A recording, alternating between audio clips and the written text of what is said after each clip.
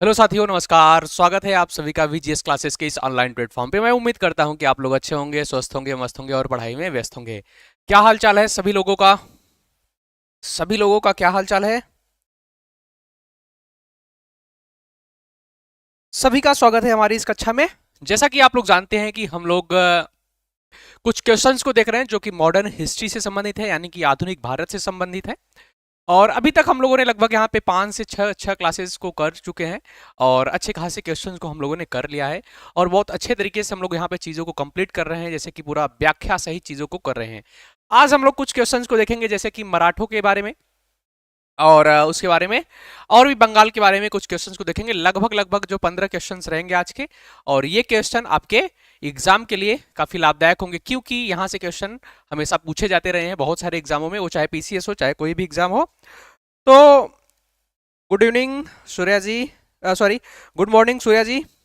स्वागत है आप सभी का। ओके, जैसा कि आपको मैं बताता चलूं, कल से थ्योरी की कक्षा यहाँ पे स्टार्ट होगी।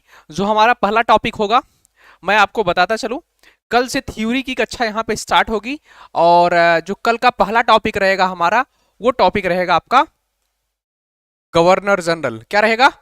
गवर्नर जनरल के बारे में हम लोग बात करेंगे कल से। ओके, थ्योरी का टॉपिक रहेगा गवर्नर जनरल के बारे में बात करेंगे। ओके, ध्यान दीजिएगा, ये पूरा का पूरा गवर्नर जनरल मैं आपको याद करवा दूंगा। कहां से लेकर? 1757, लॉर्ड क्लाइव से लेकर। ओके, लॉर्ड क्लाइव से लेकर, क्लाइव से लेकर माउंटबेटन तक। कहां तक? 1947 माउंटबेटन, माउंटबेटन, माउंटबेटन, या बोल सकते हैं भारत में सी राजगोपालचारी तक। ओके, सी राजगोपालचारी, राजगोपालचारी तक, यहां तक के पूरा का पूरा गवर्नर जनरल मैं आपको पूरा का पूरा याद करवा दूंगा। कल से ये कक्षा स्टार्ट होगी, थ्योरी की ये कक्षा रहेगी। साथ में आपको इससे संबंधित जितने भी क्वेश्चंस होंगे, गवर्नर जनरल से संबंधित जितने भी क्वेश्चंस होंगे, उसको भी हम लोग यहाँ पे कंप्लीट करेंगे। उम्मीद करते हैं कि आपको बहुत अच्छे से चीजें समझ में आ रही होंगी। प्रिया जी, स्वागत है आपका। संगीता जी, नमस्ते। ओके, कल से हम लोग इन चीजों को करेंगे। ओके, इससे पहले मैं बता दूं, कल एक टॉपिक आप लोग भी मुझे ध्यान नहीं दिलाए। तो कल एक जो वो लिखा गया था, 1857 मैंने लिख दिया था, 15 लिख दिया था, तो 1815, 1857, 1857 होगा, 15 नहीं होगा, ध्यान दीजिएगा। वो मैं आज देख रहा था वीडियो, तो मैं सोचा अरे ये छोटा सा मिस्टेक कैसे हो गया, तो उसका ध्यान दीजिएगा। ओके, कल वाले जो किताब वाले में हमने बताया था एसेंशियल के बारे में। चलिए, आज की कक्षा को हम लोग स्टार्ट करेंगे। और आज के क्वेश्चंस जो है ना, वो भी बहुत सारे अच्छे, बहुत अच्छे क्वेश्चंस हैं। इन क्वेश्चंस को हम लोग करते हुए, चीजों को बेहतर करते हुए आगे बढ़ेंगे। सभी का स्वागत है, सभी का स्वागत है। ओके, चलिए, आज का आप लोगों के सामने पहला क्वेश्चन है।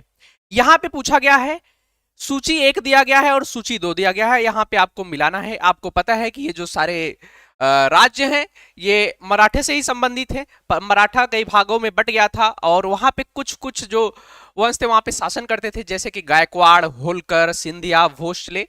अब यहाँ पे बताया जाएगा ग्वालियर, नागपुर, बड़ौदा, इंदौर, इन सभी के बारे में बताना है कि इसका राइट आंसर क्या हो जाएगा। मारिया जी, गुड मॉर्निंग। इसका राइट आंसर आप लोग बताएंगे कि इसका राइट आंसर क्या हो जाएगा। आसान सा क्वेश्चन है, किसी भी प्रकार की कोई दिक्कत नहीं होनी चाहिए। यहां पे ध्यान दीजिएगा, किसी भी प्रकार की कोई दिक्कत नहीं होनी चाहिएगा। कॉमन सेंस लगाइए। कल वाले, यानी कि जो कल पिछली कक्षा हुई थी, उसमें आप अगर कुछ चीजों को ध्यान दिए होंगे तो वहां से भी क्वेश्चन ये हल हो जाएगा आसानी के साथ। बताइएगा इसका राइट आंसर, बताइएगा। क्वेश्चन नंबर 1 का राइट आंसर सभी लोग बताएंगे। क्वेश्चन नंबर 1 का राइट आंसर सभी लोग बताएंगे। सभी लोग बताएंगे क्वेश्चन नंबर 1 का राइट आंसर। गायकवाड़, होलकर, सिंधिया और भोसले। जैसा कि आप लोग जानते हैं कि सिंधिया के बारे में, सिंधिया की जब भी बात आएगी तो जाहिर सी बात है आपको ग्वालियर में तो जाना ही पड़ेगा। सिंधिया ग्वालियर में शासन करता था, यानी सी का पहले की बात की जा रही है। अब ऑप्शन देखिए, सी में पहला कौन सा है, तो ए इसमें है और सी में पहला बी में नहीं है, यानी कि ये ऑप्शन कट जाएगा अपने आप। फिर उसके बाद आप चले जाइए होलकर में। ओके, होलकर को आप लोग ध्यान दीजिएगा, इंदौर की बात करता है, होलकर इंदौर की बात करता है, यानी बी का चौथा। अब ऑप्शन आपके पास बी के चौथे के पास जाना होगा कि बी का चौथा में किसका दिया गया है, तो जाहिर सी बात है एक ऑप्शन होलकर, अगर आपको पता है कि हाँ होलकर इंदौर में शासन करते थे तो बी का चौथा हो जाएगा। बी का चौथा चौथा सिर्फ ऑप्शन ए में दिया गया है, बाकी किसी में बी में चौथा नहीं दिया गया है, इस वजह से ऑप्शन ए इसका राइट आंसर हो जाएगा। सी नहीं होगा, ए हो जाएगा। ध्यान दीजिएगा, ए का चौथा कैसे, गायकवाड़ इंदौर की बात नहीं, गायकवाड़ जो है ना वो बात करेगा आपका ए का जो है ना आपका ए का तीसरा बड़ौदा की बात करेगा। ध्यान दीजिएगा, ठीक से दिखाई नहीं दे रहा है, कोई दिक्कत है क्या? क्या ठीक से दिखाई नहीं दे रहा है, क्या हुआ, क्या क्या प्रॉब्लम आ रही है? नीतू जी गुड मॉर्निंग। सभी का बहुत बहुत स्वागत है हमारी इस कक्षा में। निकी जी स्वागत है आपका। तो ये इसका राइट आंसर हो जाना चाहिए था। ओके, यानी कि अगर हम बात करें तो सिंधिया जो है ना, सिंधिया की अगर हम बात करेंगे तो ध्यान दीजिएगा, सिंधिया को आप लोग ग्वालियर लगाइएगा, सिंधिया ग्वालियर की बात करता है। और अगर उसके बाद हम बात करें होलकर की, होलकर की अगर बात करें तो होलकर जो होगा ये कहां पे हो जाएगा, तो ये हो जाएगा इंदौर में। क्या इंदौर की बात करेगा, ध्यान दीजिएगा। फिर गायकवाड़ जो है ना, गायकवाड़, गायकवाड़ की बात करें तो ये बड़ौदा हो जाएगा, बड़ौदा। ओके, फिर उसके बाद लास्ट में आपका भोसले आ जाएगा, वो हो जाएगा नागपुर। ओके, भोसले जो हो जाएगा वो हो जाएगा आपका नागपुर, नागपुर ये राइट आंसर हो जाएगा। इस तरीके से आप लोग चीजों को ध्यान दे सकते हैं। सिंधिया, होलकर, गायकवाड़ और नागपुर। क्लियर है? क्लियर है पॉइंट ये पॉइंट क्लियर है अभी आपका? आपका पॉइंट ये क्लियर है? किसी प्रकार की कोई दिक्कत नहीं ना? क्लियर है? आगे बढ़े, ऑप्शन ए इसका राइट आंसर हो जाएगा, ऑप्शन ए। चलिए आगे बढ़ते हैं। यह पूछा है कि मराठों के संदर्भ में, मराठा, मराठा मैं आपको बताऊंगा कि मराठा कौन थे। मराठा के बारे में जब हम लोग पढ़ेंगे ना, इसके थ्योरी के बारे में, तो शिवाजी के बारे में बताएंगे, राजा राम के बारे में बताएंगे, शिवाजी द्वितीय के बारे में बताएंगे, बहुत सारे लोगों के बारे में आपको बहुत अच्छे तरीके से वहां पे बताया जाएगा। ध्यान दीजिएगा। और यहां पे पूछा गया है क्वेश्चन की मराठा जो है ना वो चौथ और सरदेश मुखी के रूप में कर वसूल करते थे। पहला ऑप्शन, मराठों ने 1761 में पानीपत के द्वितीय युद्ध में भाग लिया था। इसमें से आपको राइट आंसर बताना है। गुड मॉर्निंग त्रिषा जी, गुड मॉर्निंग। चलिए बताइएगा, कुसुम जी गुड मॉर्निंग। इसका राइट आंसर बताइएगा, इसका राइट आंसर क्या हो जाएगा? बहुत अच्छे से क्वेश्चन को अच्छे से ध्यान से पढ़ते हुए बताइएगा, अच्छे से ध्यान से पढ़ते हुए बताइएगा कि इसका राइट आंसर क्या हो जाना चाहिए, बताइएगा। सी बता रहे हैं दिनेश जी जो है ना वो ए बता रहे हैं, नीतू जी सी बता रही हैं, सी बता रही हैं को।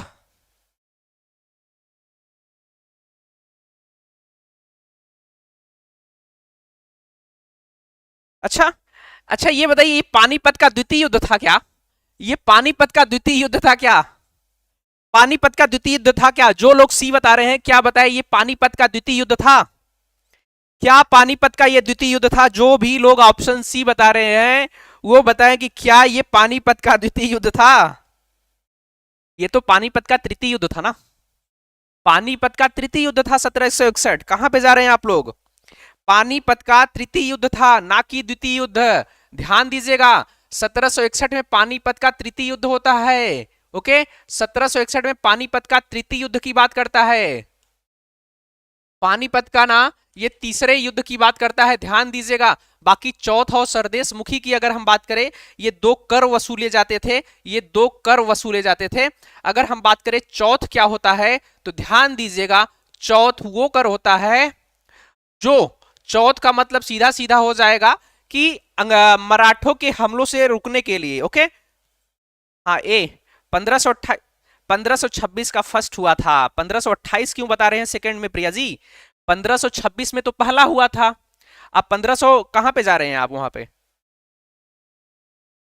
कहां पे जा रहे हैं आप? ओके,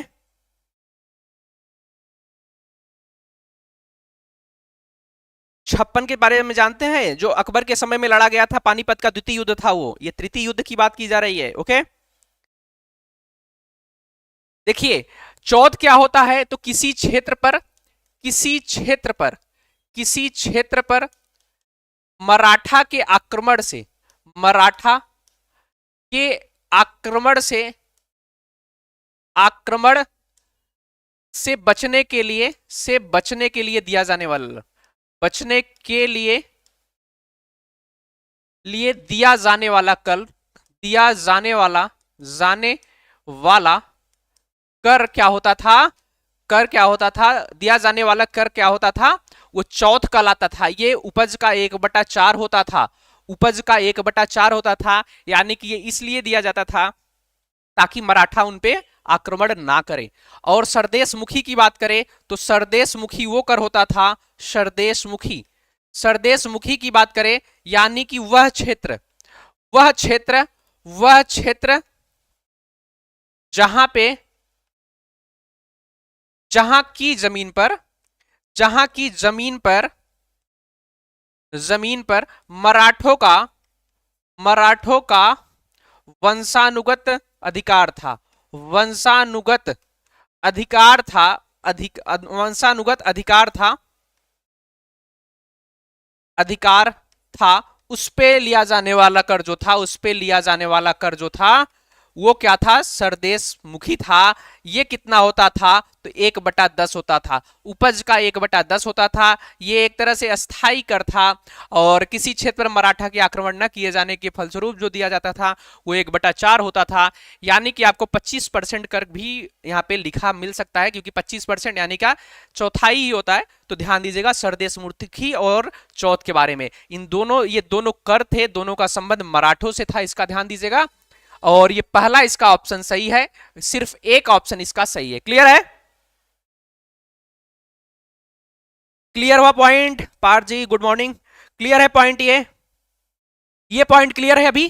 क्या ये पॉइंट क्लियर है? अगर आप लोग सरदेशमुखी और चौथ को ध्यान देना चाहते हैं तो लिख लीजिएगा। सरदेशमुखी 1/10 की बात करता है, चौथ 1/4 की बात करता है, ध्यान दीजिएगा। चौथ का मतलब 1/4 की बात करता है, इतना ध्यान दीजिएगा। ओके, चलिए बढ़ते हैं अगले क्वेश्चन की तरफ। मुझे उम्मीद है कि आपको अच्छे से समझ में आ गया होगा। बाजीराव द्वितीय, बाजीराव द्वितीय जो है ना, को दी जाने वाली जो पेंशन थी वो नाना साहब को दिए जाने हेतु पैरवी के लिए court of director, court of director के सामने लंदन में कौन गया था? यानी कि आपको पता होना चाहिए कि जो नाना साहब थे वो आपको पता होना चाहिए कि बाजीराव के कौन से थे, दत्तक पुत्र थे। दत्तक पुत्र की बात की जा रही है और आपको पता होना चाहिए कि दत्तक पुत्र को जो है ना 1817-18 की बात है, जब क्या है कि यहाँ पे आंग्ल मराठा तृतीय युद्ध होता है तो मराठा राज्य को समाप्त कर दिया जाता है।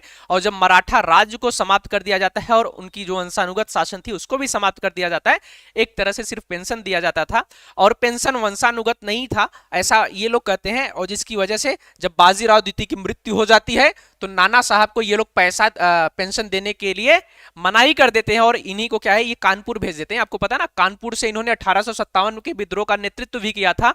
बट इनके लिए इन्होंने क्या है कि किसके द्वारा बोला था कि आप कोर्ट ऑफ डायरेक्टर में जाइए और वहां पे मेरे लिए पेंशन की व्यवस्था करिए। तो बताइएगा इसका क्या आंसर हो जाएगा? रिंकी जी स्वागत है आपका, गुड इवनिंग, गुड मॉर्निंग। बताइएगा इसका राइट आंसर क्या हो जाएगा? क्वेश्चन नंबर तीसरे का राइट आंसर बताइएगा सभी लोग। बताइए, ये जो व्यक्ति होंगे ना, ये जो व्यक्ति होंगे नाना साहब के प्रधान बोल सकते हैं, प्रधान सलाहकार होंगे। ये प्रधान सलाहकार होंगे, इनका नाम था अजीमुल्लाह खां। क्या था? अजीमुल्लाह खां था। ये नाना साहब के प्रधान सलाहकार थे। नाना साहब के ना, नाना साहब के प्रधान सलाहकार, प्रधान सलाहकार थे। यही व्यक्ति जो थे वो जाते हैं कहां पे, लंदन में जाते हैं और नाना साहब को पेंशन के लिए बोलते हैं कि इनको पेंशन दिया जाए, ऐसा बात ये कोर्ट ऑफ डायरेक्टर के सामने जाते हैं और वहां से बोला जाता है कि ये वंशानुगत नहीं है, पेंशन वंशानुगत नहीं है कि किसी को भी दिया जाए। और नाना साहब दत्तक पुत्र थे बाजीराव के, ये ध्यान दीजिएगा। ओके, बाजीराव के दत्तक पुत्र थे, ध्यान दीजिएगा, जिनका नाम था बल्लाल भट्ट द्वितीय। ओके, बल्लाल भट्ट द्वितीय के ये दत्तक पुत्र थे, ध्यान दीजिएगा। चलिए अगले क्वेश्चन की तरफ बढ़ते हैं। इसका आंसर जो है ना ऑप्शन ए हो जाएगा, ध्यान दीजिएगा। ऑप्शन ए इसका राइट आंसर हो जाएगा। यहां पे पूछा है कि बाजीराव पेशवा, बाजीराव पेशवा के दत्तक पुत्र का क्या नाम था? अब देखिए आसान सा क्वेश्चन है। बाजीराव पेशवा, बाजीराव पेशवा की बात करें तो यहां पे बाजीराव पेशवा की बात करें तो 1827 में, ओके 1827 में एक व्यक्ति थे बल्लाल भट्ट द्वितीय। क्या 1827 में, 1827 में बल्लाल, बल्लाल भट्ट, बल्लाल भट्ट द्वितीय की बात की जा रही है। बल्लाल भट्ट द्वितीय की बात की जा रही है। ये उस समय बाजीराव पेशवा थे, ये पेशवा थे। तो इनकी अगर हम बात करें, इन्होंने नाना साहब को गोद लिया था, नाना साहब को गोद लिया था, दत्तक पुत्र के रूप में लिया था, ये ध्यान दीजिएगा नाना साहब को। और जब इनकी मृत्यु होती है, जब इनकी मृत्यु हो जाती है, जब इनकी मृत्यु हो जाती है तो अंग्रेज क्या करते हैं कि नाना साहब को ये पेंशन देने के लिए मनाही कर देते हैं। वो बोलते हैं कि पेंशन का वंशानुगत अधिकार नहीं है, पेंशन वंशानुगत नहीं है, पेंशन जो है ना वंशानुगत नहीं है, ध्यान दीजिएगा। और इससे पहले अगर हम बात करें अगर इससे पहले हम बात करें तो आप लोगों को 1817 के बाद जाना होगा। 1718 में आंग्ल मराठा तृतीय युद्ध की बात करते हैं। आंग्ल मराठा तृतीय युद्ध की अगर हम बात करेंगे, आंग्ल मराठा तृतीय युद्ध की बात करेंगे, जिसमें क्या है कि जो मराठा राज्य था उसको समाप्त कर दिया गया था। मराठा राज्य जो था ना, मराठा साम्राज्य जो था, मराठा राज्य जो था वो समाप्त हो गया था।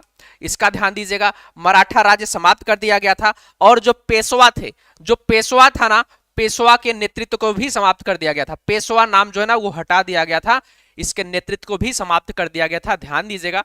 बाकी उस समय कौन किया था तो याद होना चाहिए, उस समय बाजीराव द्वितीय थे। ओके, क्लियर है?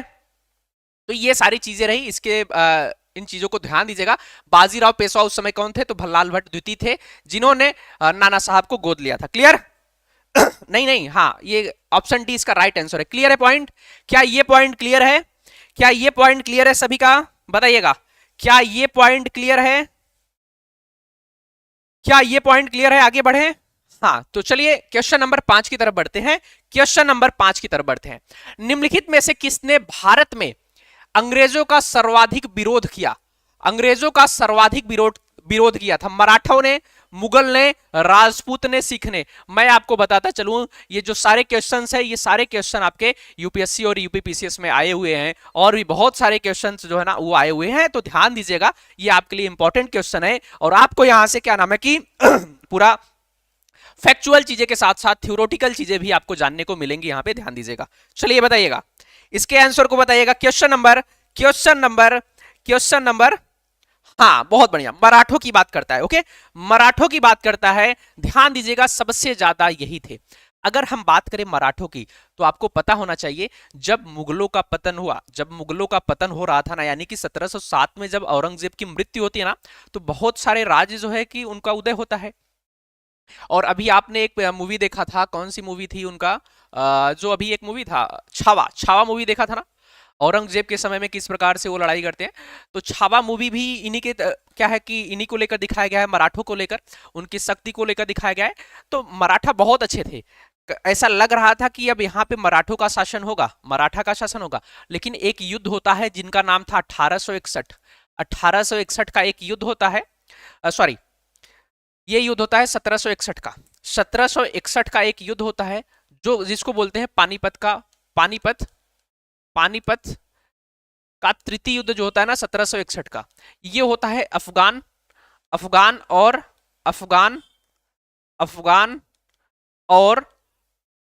मराठों के बीच, और मराठों के बीच ये युद्ध होता है।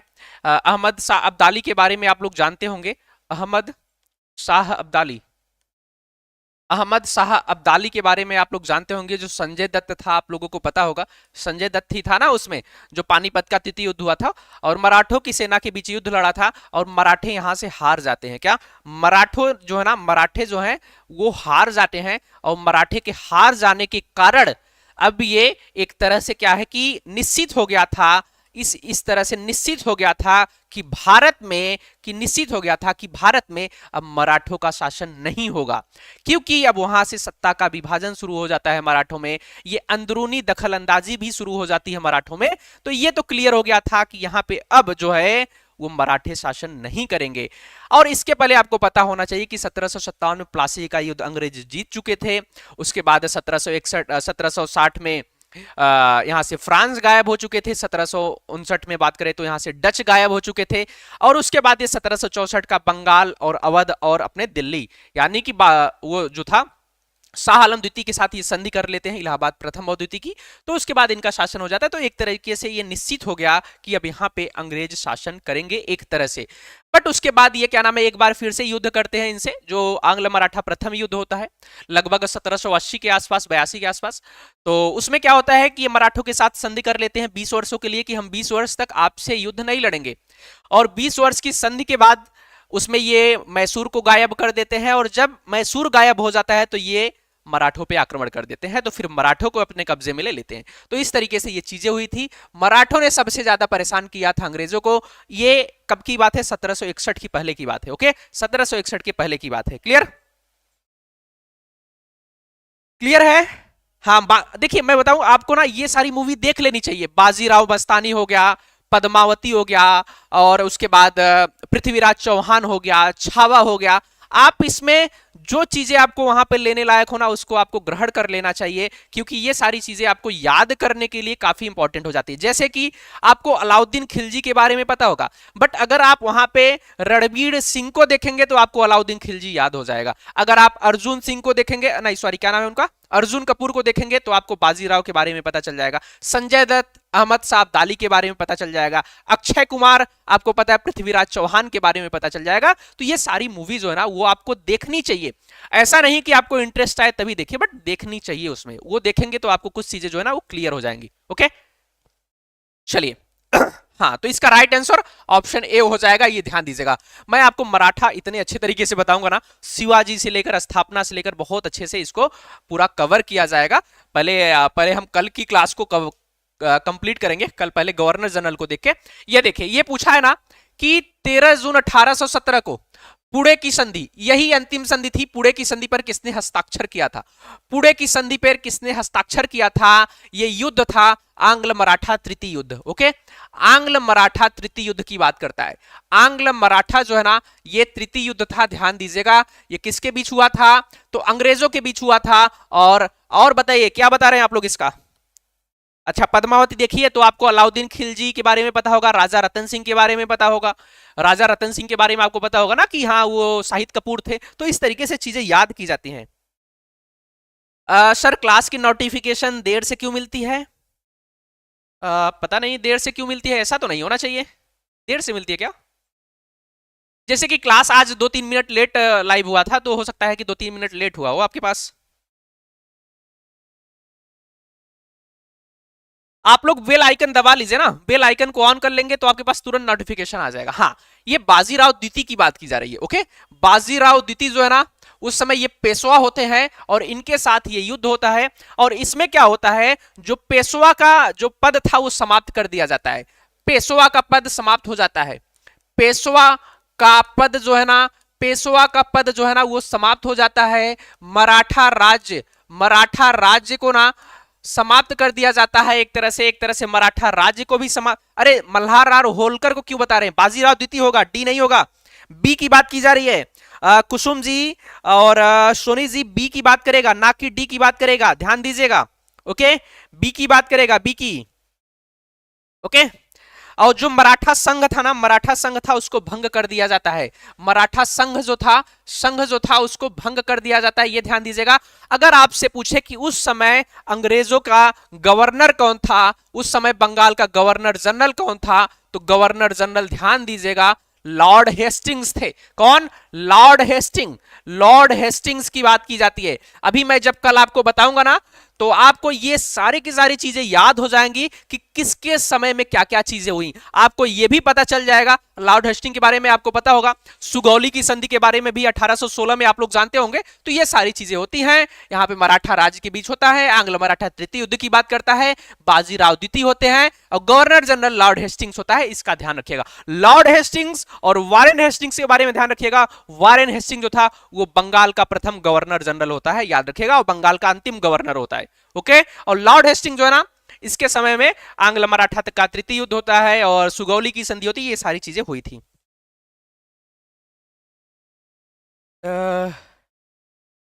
मुझे ये जानना है कि स्वास्थ्य शिक्षा संबंधी जो क्लास होगी ना, आप लोग एक बार क्या नाम है कि जो आपके पास नंबर दिया गया होगा आप उस पर एक बार कॉल कर लीजिए। जैसा भी हो आपको वहां पे सारी जानकारी मिल जाएगी। आपके पास एक नंबर दिया गया होगा ना, उस नंबर पे कॉल करके एक बार पूछ लीजिए। अगर क्लासेस हो रही है तो क्लासेस होंगी ही होंगी, क्यों नहीं होंगी? ऐसा थोड़ी है कि क्लास नहीं होगा। अगर यहाँ पे बैचेस चल रहे हैं तो क्लास होगी और निश्चित रूप से होगा और कंप्लीट किया जाएगा, ये भी मैं बता रहा हूं। ओके, इतना ध्यान रखिएगा। इसका राइट आंसर ऑप्शन बी हो जाएगा। क्या नाम है आपका? वायरल जी, आप एक बार क्या नाम है उस नंबर पे कांटेक्ट कर लीजिए। ओके, हमारी टीम आपको बता देगी। 7वें नंबर की अगर हम बात करें, आंग्ल मराठा युद्ध। देखिए ये पूछा है आंग्ल मराठा युद्ध से संबंधित निम्नलिखित संधियों को पढ़े। यहां पे निम्नलिखित संधियों के बारे में पूछा जा रहा है आंग्ल मराठा युद्ध से संबंधित। ओके, हाँ, तो यह पूछा है अर्जुन गांव की संधि, उसके बाद देवगांव की संधि और बशीन की संधि। आप सभी को बताना है इसका राइट आंसर। इसका राइट आंसर बताइएगा, इसका राइट आंसर बताइएगा। सभी लोग बताएंगे इसका राइट आंसर। कि सबसे पहले इसको क्रम वाइज आपको देखिए सही कालानुक्रम का पता करें। सही कालानुक्रम में इसको सेट करना है कि पहले कौन हुआ था बाद में कौन हुआ था।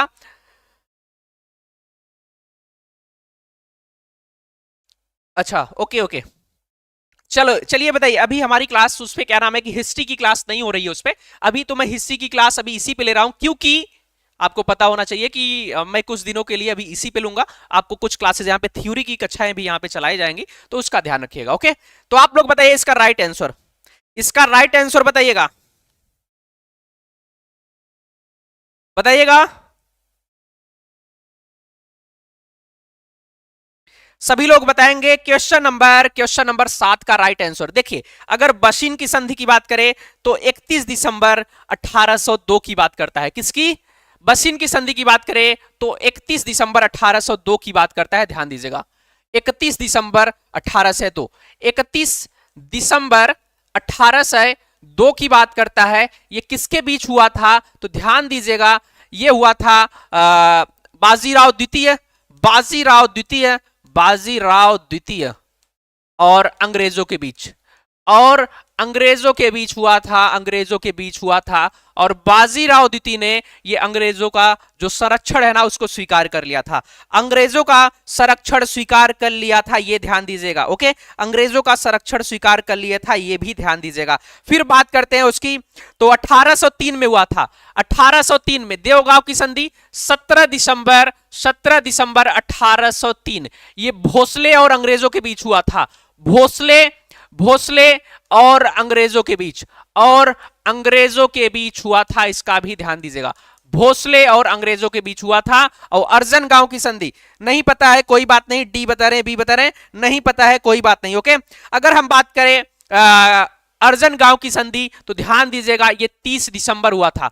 30 दिसंबर 1803 को ही हुआ था ना। हाँ, 1803 को ही हुआ था। ये सिंधिया के साथ हुआ था। सिंधिया और अंग्रेजों के बीच, सिंधिया और अंग्रेजों के बीच हुआ था, और अंग्रेजों के बीच हुआ था।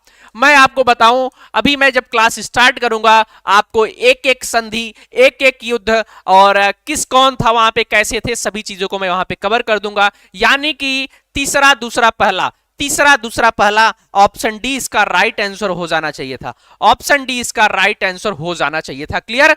और जो 1809 में 1802 की संधि होती है, यही जो है ना आंग्ल मराठा द्वितीय युद्ध की बात करता है। क्लियर? नहीं, ऑप्शन बी नहीं, ऑप्शन डी की बात करता है। ऑप्शन देवगांव जो है ना वो 3 की बात है। 31 दिसंबर 1802 बेसिन की संधि होती है। ओके, बसीन की संधि होती है 1802, 1803 देवगांव की संधि, फिर 1803 में ही अर्जन गांव की संधि होती है। इसका भी ध्यान रखिएगा। ओके, ऑप्शन जो है ना, ऑप्शन डी इसका राइट आंसर हो जाएगा। ऑप्शन डी राइट आंसर हो जाएगा। बहुत अच्छे तरीके से ये हमको लगता है कि आपको चीजें समझ में आ गई होंगी। याद रखिएगा, बशीन की संधि बाजीराव द्वितीय और अंग्रेजों के साथ, देवगांव की संधि भोसले और अंग्रेजों के साथ, अर्जन गांव की संधि जो है ना सिंधिया और अंग्रेजों के साथ हुआ था। इतना ध्यान दीजिएगा। ओके, चलिए बढ़ते हैं अगले क्वेश्चन की तरफ। यहां पे पूछा है कि अच्छा क्वेश्चन है, ध्यान से पढ़ेंगे तो आपका क्लियर हो जाएगा। ध्यान से पढ़ेंगे तो क्लियर हो जाएगा। निम्नलिखित में से किन आधारों पर 1851 1851 ईस्वी में बाजीराव द्वितीय की मृत्यु के बाद लॉर्ड डलहौजी ने नाना साहब के 8 लाख रुपए सालाना पेंशन के दावे को नामंजूर कर दिया था। ये आपको बताना है। देखिए आसान सा, जब बाजीराव द्वितीय की मृत्यु होती है ना, जब बाजीराव द्वितीय की मृत्यु होती है तो ध्यान दीजिएगा कि नाना साहब ने उनके पेंशन को नामंजूर कर दिया था। आप सभी को बताना है। बताइएगा इसका राइट आंसर। ये बताया जा रहा है कि नाना साहब बाजीराव द्वितीय का लड़का नहीं था। नाना साहब की अंग्रेजों के शत्रुओं से साठगांठ थी और पेंशन की मंजूरी वंशानुगत नहीं थी। बाजीराव द्वितीय की संपत्ति परिवार के भरण पोषण के लिए पर्याप्त नहीं थी, पर्याप्त थी ऐसा बताया जा रहा है। आप सभी लोग बताइएगा। राधे राधे रागिनी जी, लेट हो जा रही हैं आप। चलिए बताइएगा, आसान सा क्वेश्चन अभी जस्ट मैंने बताया आपको, मैंने बताया कि नाना साहब जो थे ना, नाना साहब ये इनका लड़का नहीं था। ये बात सही है, ये तो दत्तक पुत्र था, ये दत्तक पुत्र था, दत्तक पुत्र था यानी कि गोद लिया हुआ पुत्र था। आपको मैंने बताया बल्लाल भट्ट द्वितीय के बारे में कि उन्होंने इसको गोद लिया था। दत्तक पुत्र की बात की जा रही है, ये दत्तक पुत्र था ना कि उनका लड़का था। ध्यान दीजिएगा, पहला ऑप्शन ये सही है। फिर बात करें नाना साहब की अंग्रेजों के शत्रुओं से साठगांठ थी, ऐसा कुछ नहीं है, ये गलत हो जाएगा। पेंशन की मंजूरी वंशानुगत नहीं थी, पेंशन की मंजूरी वंशानुगत नहीं थी, ये पहले ही इनको समाप्त कर दिया गया था। तो क्या नाम है, ये राइट आंसर हो जाएगा 1 और 3।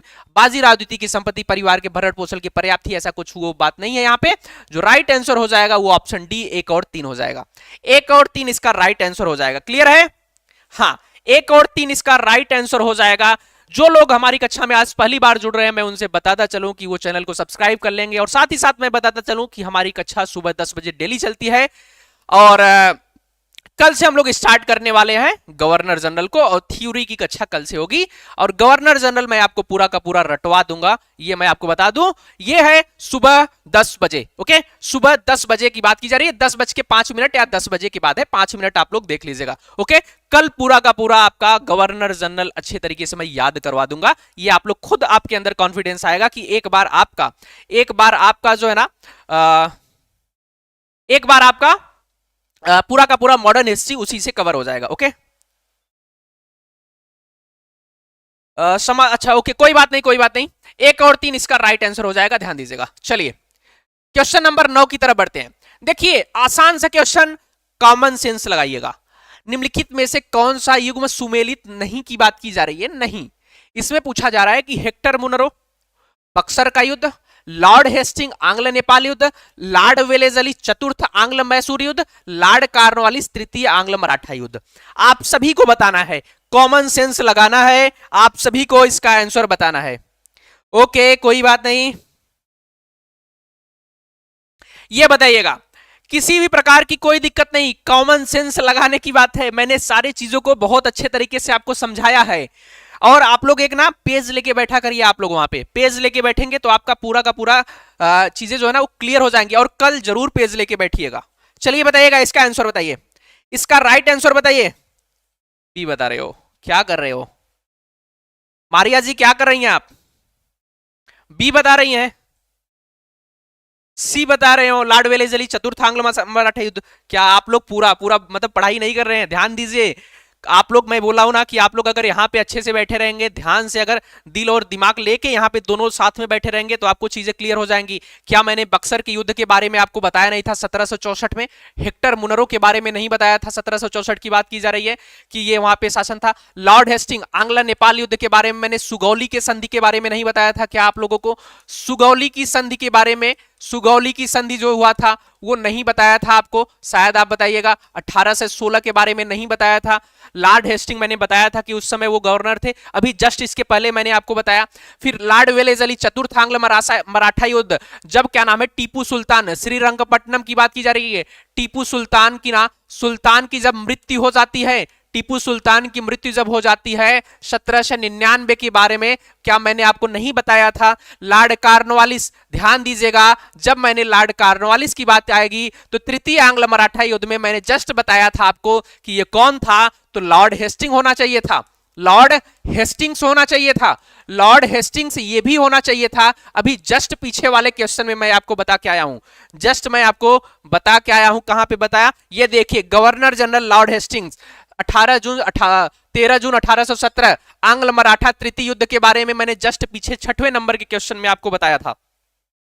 ओके, बताइए, अब सोचिए, अब आप समझ में आया कि नहीं आपको? अभी जस्ट मैंने आपको आंग्ल मराठा युद्ध बताया था, गवर्नर जनरल लॉर्ड हेस्टिंग था, और ये 92 तक की बात करता है। लॉर्ड कॉर्नवालिस जो है ना वो 1785 में आता है। कल आपको पूरा का पूरा क्लियर हो जाएगा। इस प्रकार के क्वेश्चन आपके जिंदगी में गलत नहीं होंगे अगर कल आपने कक्षे को जो कक्षा होगी उसको अच्छे से अगर आप लोगों ने पढ़ाई कर लिया, अच्छे से उसको नोट कर लिया ना, कल की कक्षा आपके लिए गवर्नर जनरल के लिए ना एक तरह से बोल सकते हैं ना संजीवनी बूटी का काम करेगा। और ये आपको कभी अब यहां से गलत नहीं होंगी, ये मैं आपको बता रहा हूं। तो इसका राइट आंसर जो है ना वो ऑप्शन डी हो जाना चाहिए था। लॉर्ड कॉर्नवालिस की बात नहीं है, यहां पे तृतीय आंग्ल मराठा युद्ध की बात की जा रही है। अगर यहां पे द्वितीय आंग्ल मैसूर युद्ध होता, अगर यहां पे द्वितीय आंग्ल मैसूर युद्ध होता तब ये सही हो सकता था।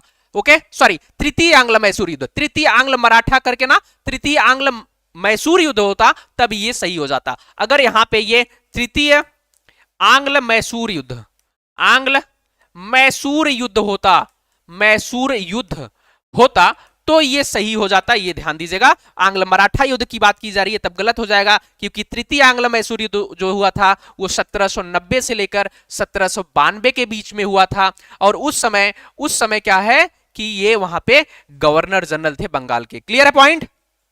हाँ, क्लियर है पॉइंट? क्या ये पॉइंट क्लियर है आप सभी का? क्या ये पॉइंट क्लियर है? अभी समझ में आ गया है? आगे बढ़े? क्या समझ में आ गया है? आगे बढ़े, बताइएगा सभी लोग। अगर पॉइंट क्लियर है तो हम लोग आगे बढ़ते हैं, अगर पॉइंट क्लियर है तो हम लोग आगे बढ़ते हैं और बढ़ेंगे क्वेश्चन नंबर 10वें की तरफ। ओके, क्वेश्चन नंबर 10वां देखिए, यहां पे आपसे पूछा है, यहां पे कुछ राज्यों के बारे में दिया है, कुछ राज्यों के बारे में दिया है, और उसके बाद यहां पे उसके संस्थापक के बारे में दिया है। हैदराबाद की बात चिनकलिस खां की बात करता है, अवध बुरहान उल मुल्क की बात करता है, बंगाल मुर्शिद कुली खां की बात करता है, रुहेलखंड जो है ना सादत खां की बात करता है। बताइएगा, इसमें गलत आंसर को बताना है आप सभी को। गलत इसमें नहीं पूछा है इसमें नहीं पूछा है, नहीं के बारे में बताना है। बताइएगा,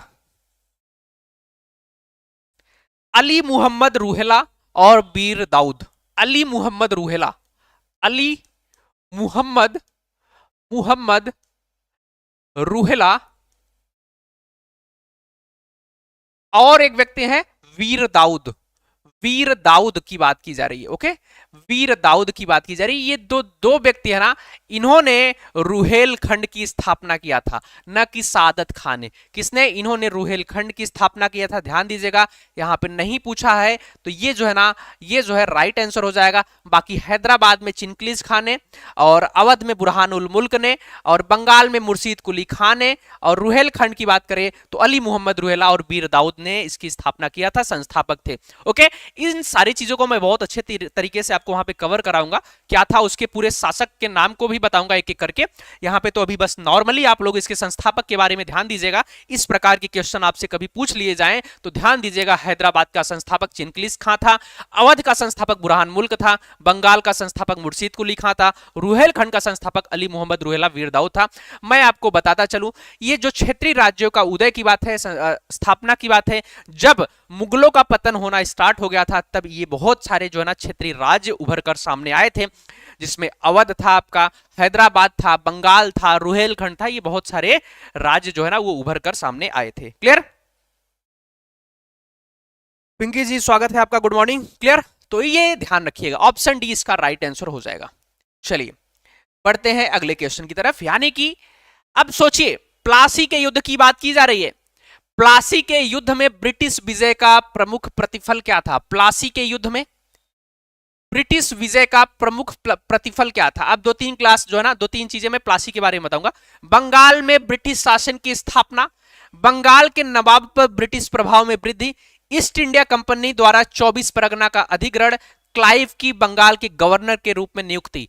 आपको बताना है इसका राइट आंसर क्या हो जाएगा, बताइएगा। प्लासी के युद्ध, प्लासी का युद्ध के बारे में अगर मैं आपको बताता चलूं तो शायद आपको पता होगा कि 23 जून के बारे में, ओके, 23 जून के बारे में पता होगा, 1757 के बारे में, ओके 1757 के बारे में पता होगा, और आपको सिराजुद्दौला को भी पता होगा, ओके सिराजुद्दौला के बारे में भी पता होगा। सिराजुद्दौला वर्सेस लॉर्ड क्लाइव के बारे में भी आपको बहुत अच्छे तरीके से पता होगा, ओके लॉर्ड क्लाइव के बारे में भी बहुत अच्छे तरीके से पता होगा, और सिराजुद्दौला हार जाता है ये भी आपको पता होगा। और यहीं पे आपको मीर जाफर जो होता है वो यहाँ पे अंग्रेजों का साथ दे देता है, जिसके कारण ये हार जाते हैं सिराजुद्दौला युद्ध पूरा का पूरा।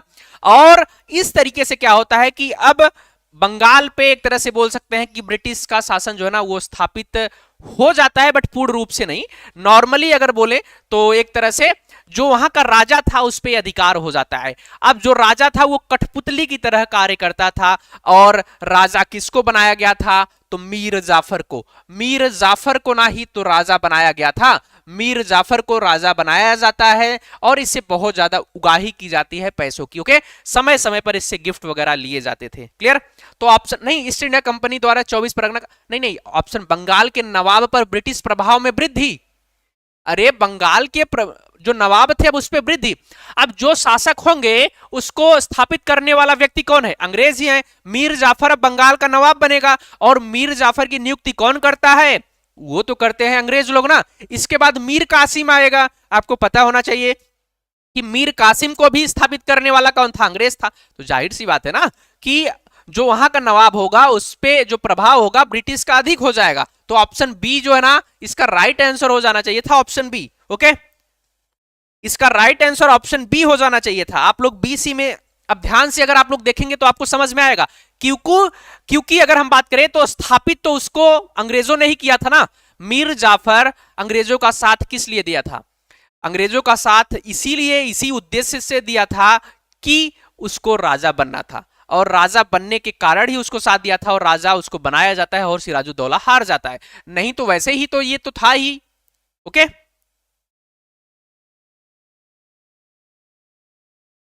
ओके बहुत बढ़िया।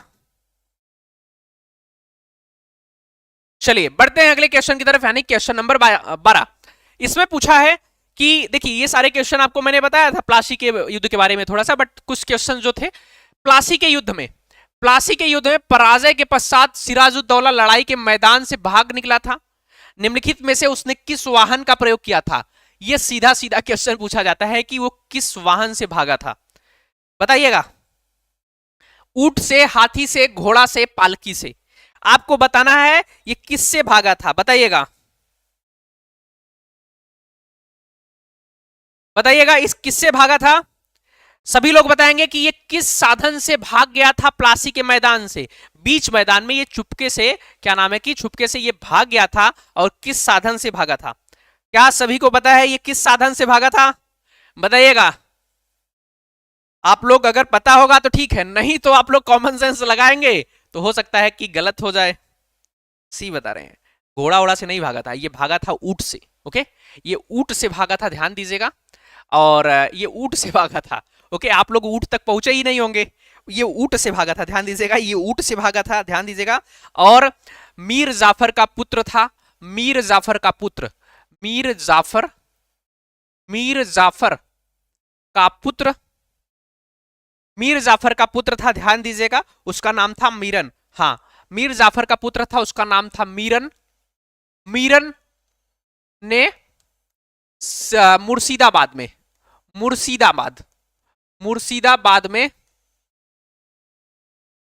मुर्शिदाबाद में सिराजुद्दौला की हत्या कर दी, ओके सिराजुद्दौला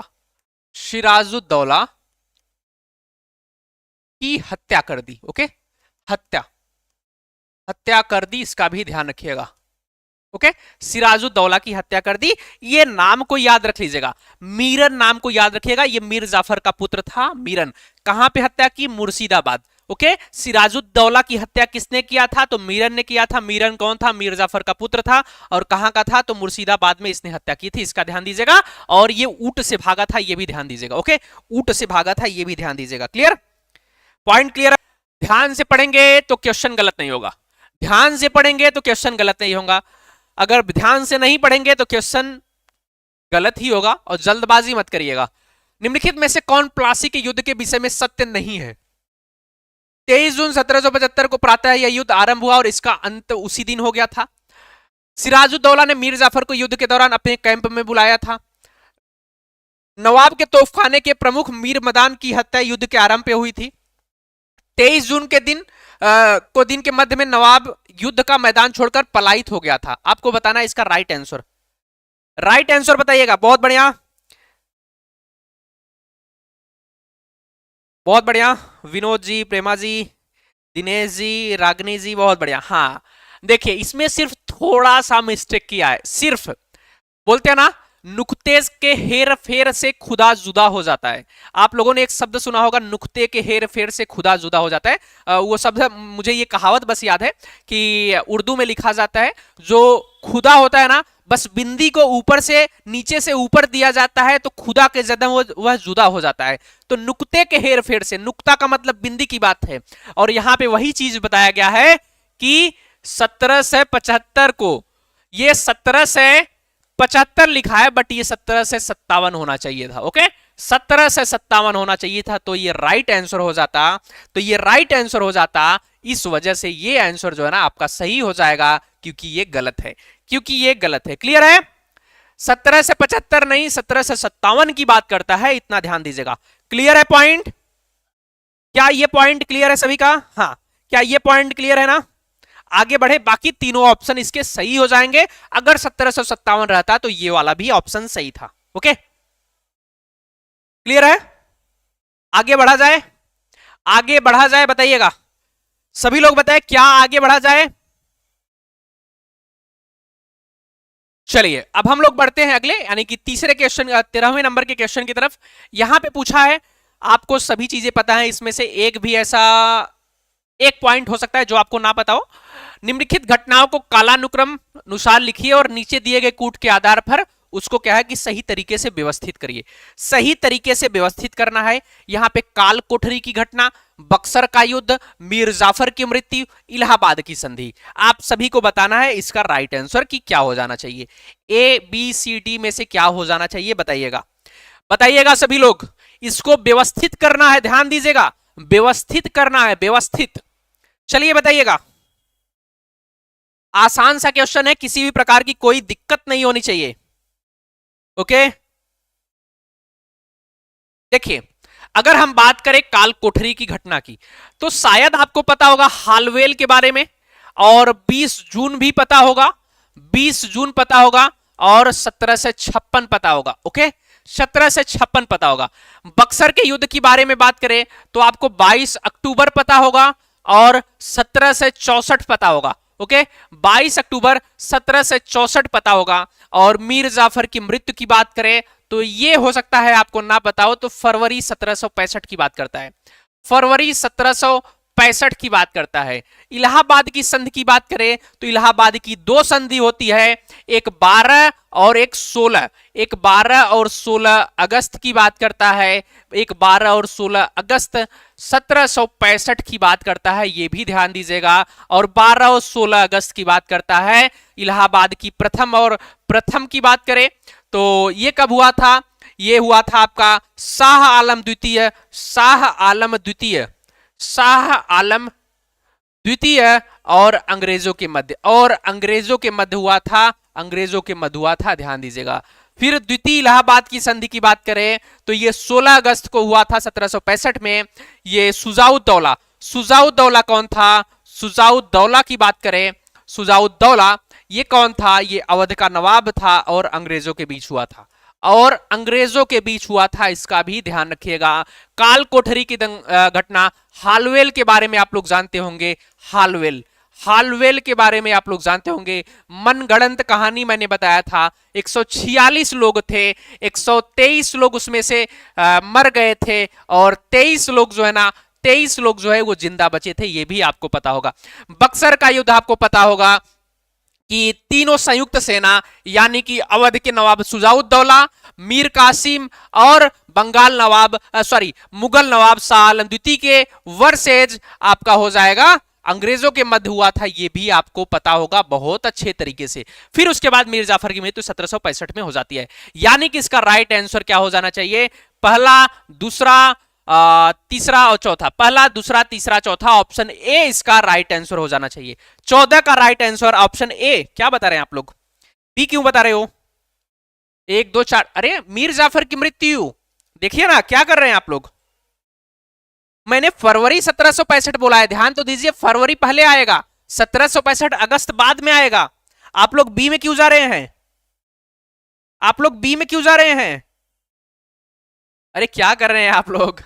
बी में क्यों जा रहे हैं भाई? 1765 फरवरी, यही लिखा तो है यहाँ पे। फरवरी 1765 में मीर जाफर की मृत्यु। 12 और 16 अगस्त 1765 में इलाहाबाद की संधि की बात करता है।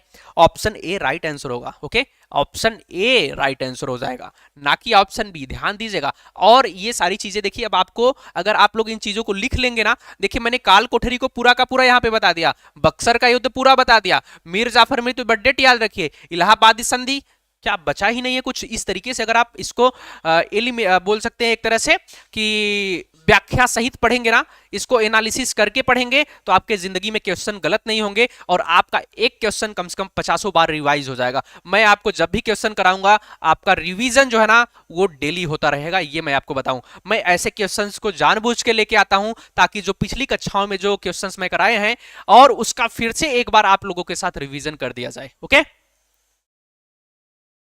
चलिए चलिए बढ़ते हैं अगले क्वेश्चन की तरफ। क्वेश्चन नंबर 15, क्वेश्चन नंबर 15 की तरफ बढ़ते हैं। बताइएगा, यह पूछा है ना कि निम्नलिखित में से किस एक कवि ने प्लासी की लड़ाई को एक दुख भरी, एक अस्थाई दुख भरी रात कहा था?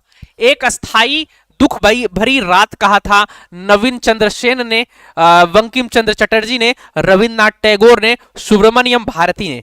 आप सभी को बताना है इसका राइट आंसर। राइट आंसर बताइएगा। क्वेश्चन नंबर 15 का राइट आंसर बताइएगा सभी लोग। क्वेश्चन नंबर 15 का राइट आंसर मैं आपको बताऊं, आप लोग डेली कक्षा में उपस्थित हुआ करिए और आप अपने दोस्त यार मित्र से, जो भी लोग तैयारी कर रहे हैं और उनका सब्जेक्ट इतिहास है, यानी कि इतिहास अगर आपके पेपर में आता है तो आप हमारे साथ जुड़ के अपनी तैयारी को नई दिशा और दशा प्रदान कर सकते हैं, ये मैं आपको बता सकता हूं, और अपनी सफलता को सुनिश्चित कर सकते हैं। हिस्ट्री की गारंटी हमारी है कि हिस्ट्री में कोई क्वेश्चन गलत नहीं होने दूंगा मैं। चलिए बताइएगा, क्या बता रहे हैं सभी लोग इसका? बताइए, क्वेश्चन नंबर 15 का बताइएगा। और एक व्यक्ति होते हैं जिनका नाम था यदुनाथ सरकार। वो बोलते हैं कि प्लासी की जो हार है ना, प्लासी की हार से मंदगामी तथा अविदित यशस्वी उषा काल का उदय हुआ, जैसा विश्व के किसी अन्य देशों में नहीं हुआ, और ये वास्तव में एक पुनर्जागरण का काल था। ये यदुनाथ सरकार बोलते हैं। और ऐसा स्टेटमेंट देना, यानी कि उनका कहना था कि ये वास्तव में एक पुनर्जागरण का काल था। ये उनका स्टेटमेंट कि एक ऐसे सूर्य का उदय हुआ जो ऐसा विश्व में कभी नहीं हुआ और ये वास्तव में पुनर्जागरण का काल था। ये यदुनाथ सरकार की एक स्टेटमेंट था और वास्तव में ये स्टेटमेंट बताते हैं कि कहीं ना कहीं ये अंग्रेजों की चाटुकारिता के लिए ये स्टेटमेंट दिया गया था यदुनाथ सरकार के द्वारा।